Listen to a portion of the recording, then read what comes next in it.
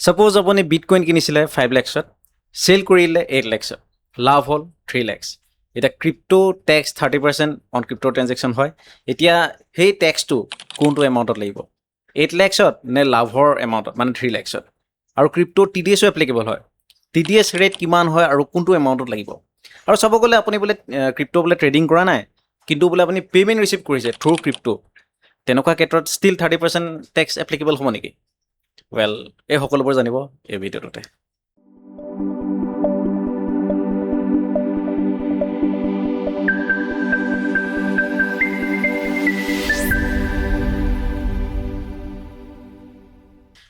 Well, crypto ট্ৰেনজেকশ্যনবিলাক virtual digital এছেটৰ আণ্ডাৰত পৰে as per income tax act, আৰু ঠিক তেনেকৈ ছেকশ্যন 115 BBH ছেকশ্যনটো সেই ক্ৰিপ্টো ট্ৰেনজেকশ্যনত গভৰ্ণ কৰে। আৰু লগতে TDS ছেকশ্যন হৈছে 194S। চ' প্ৰথমতে যিটো কৈছিলোঁ সেইটো এক্সাম্পলতে যাওঁ। 5 লাখছত আপুনি কিনিছে, 8 লাখছত চেল কৰিছে, লাভ হৈছে 3 লাখ। আপোনাৰ লাভ যিটো 3 লাখ হয়, 3 লাখছত 30% মানে 90,000 টেক্স আহিব। ইয়াৰ লগতে 4% চেছ এড হ'ব, তাৰমানে 3,600, টোটেল হ'ব 93,600। কিন্তু যেতিয়া ক্ৰিপ্টোটো ৰিচিভ কৰিব, মানে 8 লাখ এমাউণ্টটো যেতিয়া ৰিচিভ কৰিব, তেতিয়া 1% TDS এপ্লিকেবলো হৈ যায়। 1% TDS এপ্লিকেবল হ'ব 8 লাখছত, মানে যিটো এমাউণ্ট আপুনি চেল কৰোঁতে পাইছে, যিটো হৈছে 8,000 ৰুপিজ। তাৰমানে 8,000 ৰুপিজটো ডিডাক্ট কৰি মেলি ৰিমেইনিং এমাউণ্ট মানে 7,92,000হে আপুনি টোটেল ৰিচিভ কৰিব। তাৰমানে এইটো নুবুজায় যে 8,000টো আপোনাৰ ফাইনেল টেক্স পে'মেণ্ট হয়। ফাইনেল টেক্স পে'মেণ্টটো এতিয়াও 93,600 হয়, কিন্তু যিহেতু 8,000 ৰুপিজ অলৰেডি TDS হিচাপে ডিডাক্ট কৰিছিলে, তো সেইটো কাৰণে তাৰ ৰিমেইনিং যিটো এমাউণ্ট হয় সেইটোহে পে'মেণ্ট কৰিব লাগিব, যিটো হৈছে 85,600। কিন্তু এইখিনিতে কথা এটা আছে যে ছাপ'জ বোলে আপুনি ক্ৰিপ্টোটো হোল্ড কৰি থৈছিলে, চেল কৰা নাছিলে, তেতিয়া তেনে ক্ষেত্ৰত কোনো ধৰণৰ ক্ৰিপ্টো টেক্স নাহে। কাৰণ ছেকশ্যন 115 BBHতে লিখা আছে, যেতিয়া এটা ট্ৰান্সফাৰ হ'ব, ক্ৰিপ্টো যেতিয়া ট্ৰান্সফাৰ হ'ব, তেতিয়াহে ট্ৰান্সফাৰটো হওঁতে যদি গেইন আহে, তেতিয়াহে কেপিটেল গেইন টেক্সটো মানে ক্ৰিপ্টোৰ যিটো টেক্স আহে সেইটো এপ্লিকেবল হ'ব। বহুতে এনেকুৱাও ভাবে যে INRলৈ যদি কনভাৰ্ট নকৰোঁ, তেতিয়া কিজানি মোৰ টেক্স বাচি যাব। আৰু ভাবিলোঁ যে মই যদি ক্ৰিপ্টোৰ পৰা ক্ৰিপ্টোলৈ কনভাৰ্ট কৰোঁ, ছাপ'জ বোলে বিটকইনৰ পৰা বোলে ইথেৰিয়ামলৈ কনভাৰ্ট কৰিছোঁ, বা ইথেৰিয়ামৰ পৰা বোলে বিটকইন, তেনেকুৱা ক্ষেত্ৰত কিজানি টেক্স নালাগে। কিন্তু সেইটো এজাম্পশ্যন ভুল হয়। As per section 115 BBH, tax liability সেই তেতিয়া আহে যেতিয়া ক্ৰিপ্টো ট্ৰান্সফাৰ কৰা যায়, আৰু ট্ৰান্সফাৰ কৰোঁতে যদি গেইন আহে, তেতিয়া সেই গেইন এমাউণ্টত কেপিটেল গেইন টেক্স এপ্লিকেবল হৈ যায় এট দ্য ৰেট অফ 30%। এইটো এটা কমন প্ৰশ্ন হৈ পৰিছে এতিয়া বৰ্তমান, যে ক্ৰিপ্টোৰ যোগেদি পে'মেণ্ট ৰিচিভ কৰিলে একদম ছেইম 30% টেক্স এপ্লিকেবল হ'ব নেকি? কাৰণ এতিয়া পে'মেণ্ট মিডিয়াই এনেকুৱা হৈ গৈছে যে ক্ৰিপ্টোৰ যোগেদি ইজিলি পে'মেণ্ট কৰিবলৈ ভাল হৈছে আৰু ৰিচিভ কৰিবলৈ ভাল হৈছে। আৰু জেনেৰেলি এনেকুৱা কিছুমান কাম আছে যিটোৰ যোগেদি ক্ৰিপ্টোৰ যোগেদিহে ৰিচিভ কৰিব পৰা যায়, যেনেকৈ হ'ল প্ৰপ ফাৰ্ম ট্ৰেডিং, আৰু কিছুমানে চেলাৰিও ক্ৰিপ্টোৰ যোগেদি পায়, বা কোনোবাই যদি ফ্ৰিলেন্সিং বিজনেছ ছাৰ্ভিচেছ দি আছে, তেনে ক্ষেত্ৰতো ক্ৰিপ্টোৰ যোগেদি পে'মেণ্টটো আহে। তাৰমানে এইটো নুবুজায় যে ক্ৰিপ্টো পে'মেণ্ট যদি আহিছে, তাৰ লগত গোটেই এমাউণ্টৰ লগত বোলে 30% টেক্স লাইবল হৈ যাব। য়েছ, TDS এপ্লিকেবল হৈ যাব পাৰে, কিন্তু 30% টেক্স তেতিয়া এপ্লিকেবল নহয়। পে'মেণ্ট ৰিচিভ বোলে ক্ৰিপ্টোৰ যোগেদি কৰিছে, তেতিয়া তেনে ক্ষেত্ৰত আপোনাৰ যিটো পে'মেণ্ট আহিছে ক্ৰিপ্টোৰ যোগেদি, সেইটো আপোনাৰ টেক্স লাইবিলিটি আহিব, মানে ডিপেণ্ড কৰিব যে কেনেকুৱা চ'ৰ্চ হয়। যদি বিজনেছ ইনকাম হয় তেতিয়া বিজনেছ ইনকাম হিচাপে, বা বোলে চেলাৰী ইনকাম যদি হয় তেতিয়া চেলাৰী হিচাপে। আৰু যেতিয়া INRলৈ কনভাৰ্ট কৰিছে নিজৰ ইণ্ডিয়ান যিটো বেংক একাউণ্টলৈ ট্ৰান্সফাৰ কৰিবৰ কাৰণে, তেতিয়া চাব লাগিব যে কিবা গেইন আহিছে নেকি। যদি গেইন নাই অহা, তেতিয়া কোনো ধৰণৰ টেক্স নাই। আৰু যদি গেইন আহিছে, তেতিয়া তেনে ক্ষেত্ৰত জাষ্ট সেই গেইনৰ পৰ্চনটোৰ ওপৰত টেক্সটো দিব লাগিব।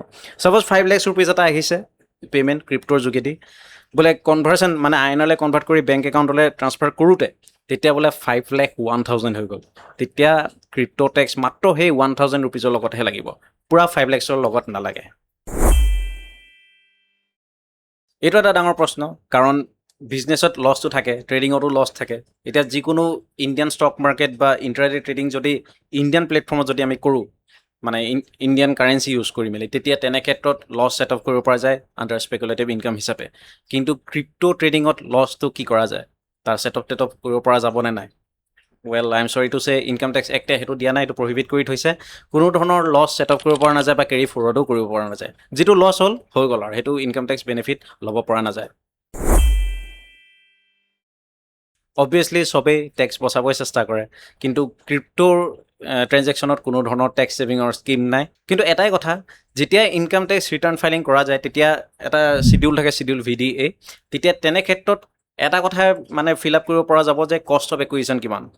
কাৰণ কষ্ট অফ একুৱেশ্যনটো যেতিয়া সেই চিডিউল ভিডিঅ'টোত যেতিয়া ইনপুট দিব তেতিয়া যিটো গেইন এমাউণ্ট হয় সেইটোৰ ওপৰতে যিহেতু কেলকুলেট হয় টেক্সটো, তেতিয়া গেইনটো কমি যাব। গেইনটো কমি গ'লে আপোনাৰ আননেচেচাৰী যদি টেক্সটো দিবলগীয়া থাকে তেতিয়া সেইটোৰ পৰা আপুনি বাচি যাব। মানে কষ্ট অফ একুৱেশ্যন যদি ৰিপৰ্ট নকৰে তেতিয়া হোল এমাউণ্টৰ ওপৰতে 30% টেক্স লাগিব। কষ্ট অফ একুৱেশ্যন দিলে তেতিয়া গেইন এমাউণ্টটো একচুৱেল গেইন এমাউণ্টটো ওলালে তেতিয়া তাৰ লগতে 30% টেক্স আহি যাব। চ' ভিডিঅ'টোৰ শেষত মই এইটো ক'ব বিচাৰোঁ যে ক্ৰিপ্টো যদি আপুনি বাই কৰিছে তেতিয়া বাই কৰাৰ সময়ত যদি হোল্ড কৰি ৰাখিছে আৰু তাত যিমানে ভেলুৱেশ্যন হৈ যাওক তেতিয়া কোনো ধৰণৰ টেক্স লাইবিলিটি নাহে। টেক্স লাইবিলিটি সেই তেতিয়া আহে যেতিয়া আপুনি চেল কৰিব, আৰু চেল কৰোঁতে বোলে প্ৰফিট হৈছে তেতিয়া। লছ হ'লেতো অবভিয়াছলি কোনো ধৰণৰ টেক্স নাথাকে, কিন্তু আপুনি লছ হৈছে বুলি ছেট অফো কৰিব নোৱাৰে, কেৰি ফৰৱাৰ্ডো কৰিব নোৱাৰে।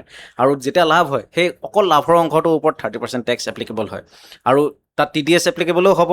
TDS 1% এপ্লিকেবল হয় in the whole amount of the redemption value, মানে যিটো এমাউণ্ট আপুনি চেল কৰোঁতে পাইছে সেইটোৰ ওপৰত আপোনাৰ 1% TDS লাগিব।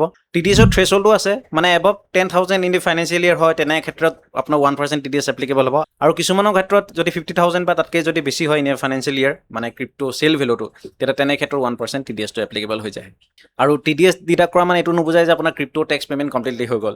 TDSটো এটা এডভান্স টেক্স নিচিনাই হয়, আৰু একচুৱেল টেক্সটো কেলকুলেশ্যন কৰিবলৈ এতিয়াও বাকী থাকে। যেতিয়া ইনকাম টেক্স ৰিটাৰ্ণ ফাইলিং কৰিব তেতিয়া প্ৰপাৰলি সেই ডাটাখিনি ইনপুট কৰিব। Purchase value, sell value minus যিটো প্ৰফিট হয়, প্ৰফিটৰ ওপৰত যিটো 30% টেক্স আহিব, আৰু সেই টেক্সটোৰ পৰা যিটো আগতে TDS কটা হ'ল সেইটো ডিডাক্ট কৰি মেলি মানে যিটো ৰিমেইনিং এমাউণ্ট থাকে সেইটো টেক্স হিচাপে পে'মেণ্ট কৰিব লাগিব। আৰু বোলে ক্ৰিপ্টোৰ পৰা বেলেগ এটা ক্ৰিপ্টোলৈ কনভাৰ্ট কৰিছে উইদাউট কনভাৰ্টিং ইনটু INR, তেনেকৈ কৰিলে বোলে টেক্স বাচিব বুলি যদি ভাবিছে তেন্তে সেইটো এটা এজাম্পশ্যন ভুল হয়। তেনে ক্ষেত্ৰতো টেক্স এপ্লিকেবল হ'ব, কাৰণ তেতিয়া ট্ৰান্সফাৰ হৈ গৈছে। আৰু বোলে কিছুমান ক্ষেত্ৰত বোলে ৰেভিনিউ আৰ্ণ কৰিছে বা গিফ্ট পাইছে বা যিকোনো ধৰণৰ পে'মেণ্ট ৰিচিভ কৰিছে থ্ৰু ক্ৰিপ্টো, তেতিয়া তেনে ক্ষেত্ৰত যিটো এমাউণ্ট পাইছে সেইটোৰ ওপৰত পূৰা 30% টেক্স এপ্লিকেবল নহয়। TDS এপ্লিকেবল হৈ যাব পাৰে, কিন্তু সেই 30% ক্ৰিপ্টো টেক্স সেইটো এমাউণ্টৰ ওপৰত এপ্লিকেবল হ'ব যেতিয়া আপুনি বোলে কনভাৰ্ট কৰিছে INRলৈ কনভাৰ্ট কৰোঁতে বোলে ছাপ'জ কিবা এটা বোলে অলপ প্ৰফিট আহি গৈছে, বোলে 1,000, 2,000, এটকাই হওক লাগিলে, তেতিয়া সেই সৰু এমাউণ্টটোৰ ওপৰতহে ক্ৰিপ্টো টেক্সটো 30% হিচাপে লাগিব। চ' এই বিষয়ত আপোনাৰ পইণ্ট অফ ভিউ কি কমেণ্ট কৰি নিশ্চয় জনাব। কিবা কুৱেৰিজ থাকিলেও কমেণ্ট কৰি জনাব। আৰু ভিডিঅ'টো ভাল পালে লাইক কৰিব, শ্বেয়াৰ কৰিব, আৰু এনেধৰণৰ কণ্টেণ্ট চাই থাকিবৰ বাবে চেনেলটো ছাবস্ক্ৰাইব কৰি ল'ব। মই পুনৰ এনেধৰণৰ কণ্টেণ্ট আকৌ আপোনালোকৰ আগত আগবঢ়াই দিম। Till then stay safe, stay happy and stay কমপ্লায়েণ্ট।